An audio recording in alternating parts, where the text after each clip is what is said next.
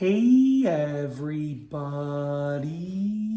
I'm here today to show you and tell you how to open and close a folding chair. This will be a super duper easy peasy tutorial, so let's get right into the video. As you can see right here, this is a folding chair, and believe it or not, a lot of people have trouble opening and closing them properly. A lot of people struggle to get it to happen smoothly, and they're always sort of trying to figure out how to make it work. I'm going to show you an easy way to understand how they open and close. It's actually really easy to do, so let's get right into the video. So basically, right now the folding chair is opened, and I'm going to show you how to close it. If you want to close the folding chair, what you need to do is lift two parts, and most folding chairs will operate in this manner. Some might be different, but most of them are going to be just like this. Essentially, you want to use one hand on the top of the back of the folding chair and the other hand on the front of the bottom of the folding chair. And you want to essentially lift both of those up. By lifting the back in the air, you're elevating the chair. By lifting the front over here, the bottom front, you're actually folding it up. So I'm going to use my right hand to lift it into the air, and then at the same time I'm using my left hand to fold it up. You bring them together and you've just folded a folding chair just like that, okay?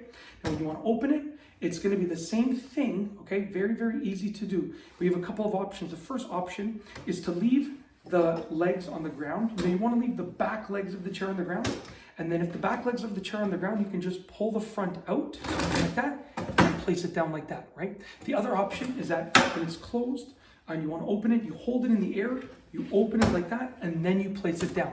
I would recommend the second option because it gives you more control.